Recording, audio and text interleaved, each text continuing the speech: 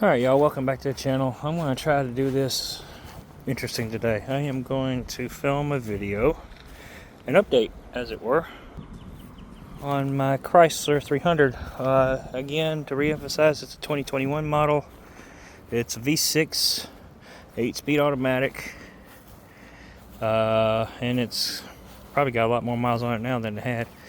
But it's a very nice car, and I've had some people ask me through some of the Facebook groups that I'm on for an update on the vehicle and how did I do certain things. So let me jump on in here and let you guys know and go from there.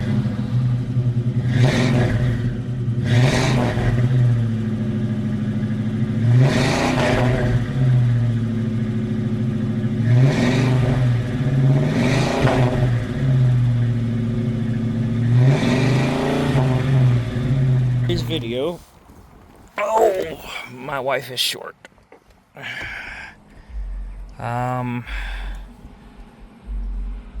Yeah, let me scoot this seat all the way back. People ask me how I put my paddles in, right? And they wanted an update on my center console shifter, which is right here. And they also wanted an update on see how did I put a new boot in and everything like that. So this is going to be a, kind of a 3-issue video. This boot is not from AutoZone. This boot I bought from Amazon, but what this boot goes to, which I think you'll love to know, goes to a 2007 Ford Mustang GT manual transmission. And I think it's like $30. And it works out really well. As you can see, it's in there. It's glued in here. I used 3M cement glue, 3M contact glue, and a little bit of black hot glue. And it's sealed up really nice, and it looks really nice. That's how I did the boot. And it's been in this car since my last video that I did back in September, I think it was. No, got to go back even further. It was before my new kid was born, so last summer. So we're going on 9 months that I did this video, and this thing is dirty. But as you can see, pop it up here so you can see. Yeah, I mean it's let me turn the light on so you guys can see better. Again, this is raw and unedited, so you're seeing everything. Yeah, I kind of glued it into place there alongside the trim of the existing automatic. You know, the circle wheel looking thing. It's like there's some hot glue going on, but that's the boot. It came with a ring. You'll see it in the screenshot of the thing I bought. And all I did was on that ring, I just cut it along the best way I could, so I have as much material as possible. Because there was sometimes it was a little tight right there. Now I suppose I could have got a heat gun, and melted the glue around that leather and peeled it back, got rid of the ring that way. But no, like I said, if I need to redo it all over again, that's probably what I'll do. And maybe come in here with a little bit more hot glue. I would just use hot glue instead of that 3M cement. I sanded all this on the inside, so it had some mechanical adhesion. But it fits this ring right here perfect. I got rid of the chrome ring. This thing had a little chrome ring right there. But with that clip that came in up there, the Ford shifter retention ring that goes around the shifter, but under their shifter boot, not boot, the ball, it fit this groove that the chrome ring left behind perfectly. See, so it moves just fine. And I don't have my key in here. Yeah, no, I don't. So, but it has full range. It works great, and it's been in here since the day I put it in, and it's been wonder. So there's that updated boot design. Figured I'd get you another view of it before I closed it in. But you see, the camera's not working with me, guys. I need better. Yeah, see, there's that cement, and then I hot glued over the top of it just to kind of hope keep it in place. And that's that screw that holds the shifter in place, right? So, but as you can see, it rotates on the shifter staff really well, and the boot just looks natural. I mean, it's black. It's that black stitched leather that kind of matches your seats, or even matches the center console lid, right? And if you had the upper trim level, the S package that had the stitching on the dash, right? Well, that matches pretty well. Matches my stitching on the steering wheel, just like that. So I can't argue about it. All right, that's done. That's that update. Now to chapter 2. How did I put my paddles in for the manual shifter? All right, everybody wants to know that. First, let's go unplug the battery, because when messing with airbags, always unplug the battery. Make sure your trunk is clear. Pop that up. Again, this is unedited, this is raw, right? Grab this hook, clip it right there, and there you go. There's your battery hookup. And we'll unplug the negative battery post. I had to put a new battery in this car. Now again, not a sponsor, but I bought this interstate battery from Amazon, believe it or not, and it came shipped to my house in 3 days. And this was the battery I needed. If anybody wants to know what it is, I mean, if you like brand new interstate batteries, I mean, I'm not going to argue with it. It turned out it was perfectly. I didn't have to add any acid to it. I didn't have to charge it. I literally just took it out of the box and go. Some things you need to know if you ever change a battery is there's a vent tube, kind of goes right there. It comes with this. You got to plug that vent, right? Or else the battery vents into the trunk, and you don't want that. It actually comes with a tube from the factory that plumbs down to the outside of the vehicle. Make sure that vent is plumbed into the side of the battery. And then on the other side, which is here's the negative side, it came with the cap. It came, there'll be like little tabs or tangs or whatever. I can't remember. But this cover came with the battery. This is the cover from the other battery, I think. No, I told you wrong. This is the cover that goes with this battery. And it came with that little plug for the battery, in there. But yeah, I like this cover a little bit better because it fit the hole better. This is the cover from the Mopar battery, because there's the Mopar part number.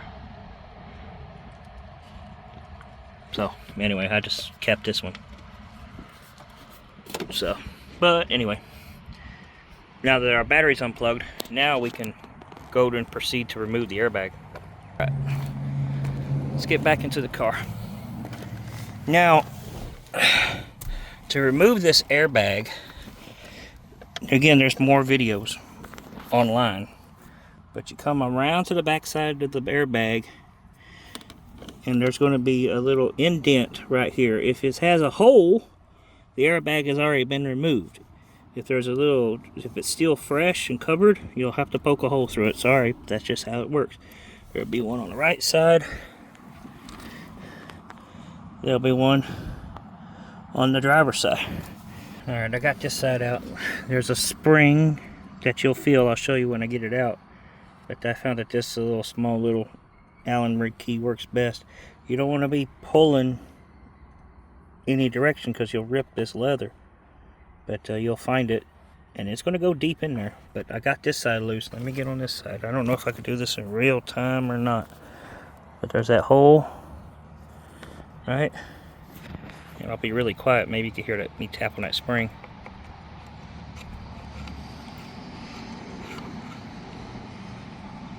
There it is. I feel it. Right there. That's that spring. Let me mash on it.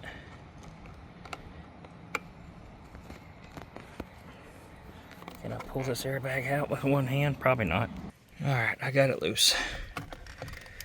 And I pull it back.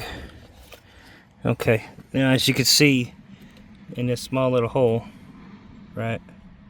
You're coming in, I don't know if you can see that or not, but you're coming in out of that little hole this way. And what you're trying to do, you can see where I've been rubbing, but that Allen key is going to come in like this, right? But you see this little steel spring right here, this little steel spring? That's what you're trying to come in and mash on that spring right there to mash hard. And you want something flat like this. You don't want a screwdriver because you're just going to slip off of it. If you know how to work a flathead screwdriver, maybe you can, but it has a tendency to slip and go and puncture something. So get you a couple of really small. I want to say this is a 6mm, maybe a 5mm Allen key, or you can get you this size screwdriver. I think this would work. And cut the head off of it. Just you want a blunt tip, is what I'm trying to say. And so you can mash in there. And again on this back side, right here, you're trying to come in and mash on that tab. It is, if you're tapping plastic, you can hear the difference. You want to mash on the metal end, right there. And that will remove the airbag for you. Now,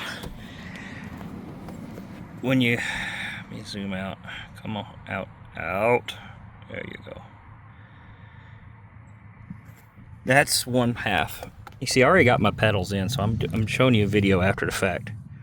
Okay, you can unplug it, or you can just leave it right here to the side. That's kind of how I did, because I worked one side at a time. And you're going to remove that Torx bit and this Torx bit. I think this is a T25 or a T30. I think it's T25. I'm not sure.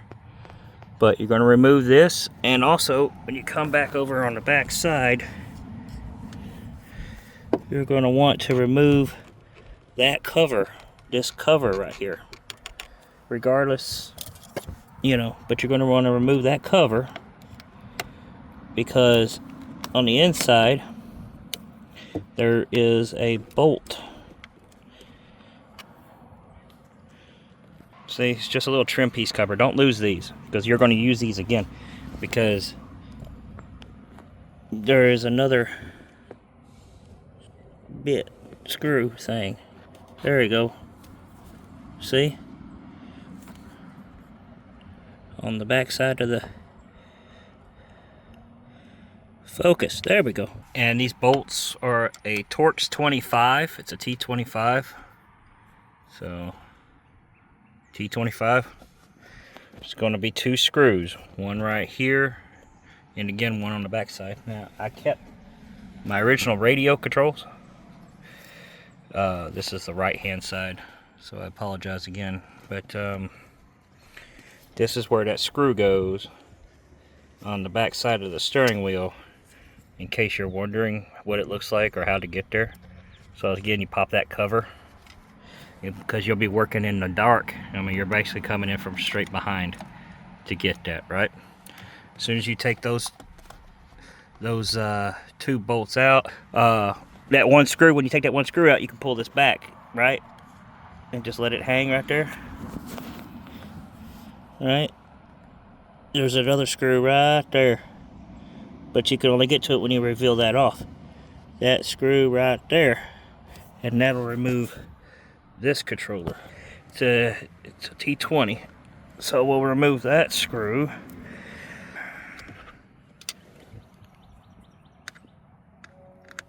Not sponsored by any way, shape, or form.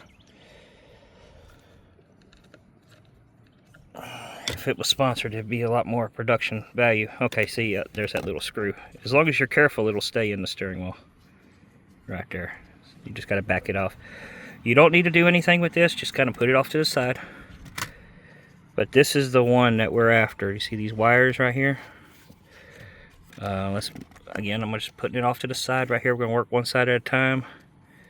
Take that right there loose. There's a little keeper right here. It just kind of keeps the wires tucked in nice and neat in the steering wheel. We just kind of slowly work that out of that keeper right there. Right there. See, this is the wire we're after. Right? And we'll unplug it just like that. Fish it through. And that's how you take out the radio control. Again, these are the radios, right? Just like the stock. What do I do with it? You'll see it has the same plug, but it only has 2 prongs. That's fine, because that's what that extra prong is for. That extra prong is for the paddle shift. Right, we're working on the left. Okay, now we're going to install in reverse order. You bring in the wire, right? Just kind of, again, leave it loose enough because we're not quite ready to put the other controller on. Wire this up here, kind of goes around, plugs back in to the existing plug that you just unplugged, right? Just like that. The lighting in here is horrible. There we go. See? And then you got to put this plug back into that little keeper thing on top of the steering wheel, like that. See? And you run this wire underneath the controller here, just like this controller base right there. That's what you want to do right there. Okay, now you're ready to bring this controller back over. Keep this wire tucked in behind that bolt keeper nut thing. And now this steering wheel controller is ready to go back here. We're not going to screw it down all the way, but we're going to get it started. Take your T20 and tighten that screw right there, which is on the back side of this controller, right? And we start tightening it. All right, now make sure the wires are behind there, like you were supposed to do, right? And this side, you're going to do the same thing. You're going to take out that screw. You're going to take out the screw that's on the back, which is T25. You're going to take out the T20 bolt, which is the one bolt that holds this controller on. Followed it to this little black plug right here where I got my hand on. Unplug it. Pull it out. Send in your new one. Route the wires in the same direction as they came out in. Put this back on. Then you'll have positive and negative gears, or minus, or whatever. Again, got to put this back on, and as you can see, it comes with your radio control as well. There it is. And this, I bought this off Amazon, believe it or not. So I'll have the link in the description below. But then you'll have your negative and your positive, and that'll handle the hardware. Then it comes to the software part, but first let's put that last screw in and pop in our airbag. And don't forget the little trim cover that came off the original switch, so you can put it back on your steering wheel like that. Right, see? Now it looks factory and works. Now, as far as the airbag goes, Be very careful with the wiring. Don't be twisting the bag or nothing like that. But this should just pop right back into place. Give it a good push and just give it a good push. Like that. She's back on. Nobody shouldn't hurt anything. And then we'll go back and plug our battery back up. Yep. Plug our battery back up. See, power's back on. Airbag didn't explode. And we'll tighten this battery back up. And now, you could confirm if you want to if your radio works and all that. But right now the shifters aren't going to do anything because the computer on the car doesn't know how to look for it. So let me grab my dongle and we'll be back with you. So with our key in the run position, but not on, in the run but not start, you got your dongle plugged into the unit there. OBD Link MX connected. Select what car you have. In this case, I'm running a Chrysler. If you have a Dodge Challenger Charger, you click Dodge. I'm on 300. Because that's what it is, and it's on the LX platform. Your charger will be the same way. We're connecting to the body computer, and what we're going to do is, see, mine is a 2021 model, so we go to the latest model there is, body control module MX 2020 Plus. That is my body control module, and we click connect, and we're connected. Go down here to where it says, oh, the hood open with the little Fiat car. Start procedure. What we're going to is vehicle configuration change. So scroll down. Car configuration change right there. That's what the one we're going to click. Select our option. We're going to scroll down to vehicle configuration number 3. And we're looking for paddle shift feature present. Click that. Right. Value, yes. Start. Done. Component status is yes. Now we can back out of it.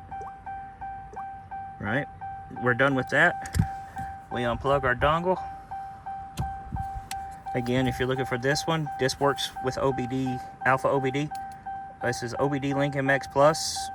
There's the model number, MX201. You get that from your favorite jungle site. All right, now turn it off. Close the door. Open the door. Close the door. The only reason I do that is because it resets the body control module. Turn our car on.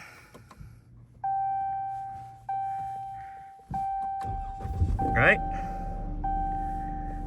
and I'm going to put it in gear, which we're in drive, but watch here, manual mode engaged. See, 1, 2, it won't let you go all the way up to 8 because we're still parked, but I can feel it. I don't know if you can hear it, but listen, it dropped into second, dropped into first. And that's how you get manual mode, because this won't work.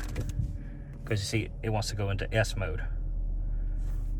But I don't have the rotary that says S. So that's sport shifting. And this is back into automatic, ready to go. But manual mode. Now, if you want to keep driving and you don't want to go back, you want to go back into automatic, just push and hold.